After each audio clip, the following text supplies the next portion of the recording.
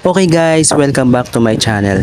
Ngayon nga pag-uusapan natin ang nilalaman ng One Piece Ambition. Syempre ang unang bubungad sa atin yung introduction ng laro. Kaso hindi ko pala naiintindihan ng Chinese. Kaya yes na lang natin. Then okay. Comment down below kung nakakaintindi ka ng Chinese. Sana all. Anyway guys, kung mapapansin nyo, unang bumungad ay ang Tencent Games. Base sa nasagap ng radar ko, wow, may radar.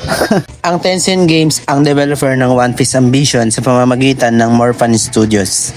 Ang Morphan Studios ang mismong gumawa at nag-develop ng laro gamit ang Unreal Engine 4. Then ang Bandai Namco naman ang pinaka-license ng game. Nakalimutan ko na pala mag-intro. Wait lang.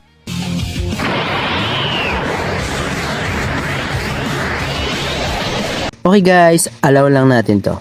Dito nga download resources na ang game. Dito kung mapapansin nyo, napakaganda ng cover ng One Piece Ambition.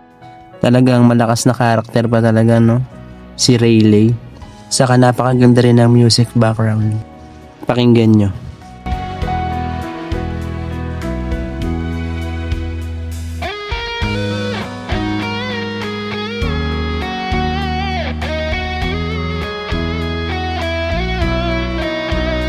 Diba? Astig!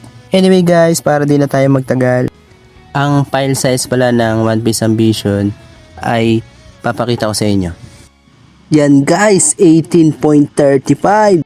Kaya para sa mga nagbabalak ng larong to, ay suggest na pang malakasang specification na ng cellphone ang bilin mo para hindi mo maranasan yung iba't ibang uri ng frame drops or mga lag para iwas reklamo. Charot. Sa katotoo lang, mas magandang cellphone, mas magandang resulta. Okay, skip na tayo. Okay guys, ito nga pala ang bubungad sa inyo after ng download resources. Meron tayong dalawang pagpipilian para makapag-login. Yung kulay green dyan, yan yung WeChat. Tapos yung kulay blue naman, yan yung QQ ng Chinese. Tapos wag nyo rin kalimutan i-check yung policy. Para makapag-login, kailangan mo ng WeChat account. Proceed tayo sa next video. Kaya kung hindi ka pa naka-follow o naka-subscribe, mag-subscribe na. Para masubaybayan mo ang ganitong content. Lalo na kung One Piece fan ka. Salamat!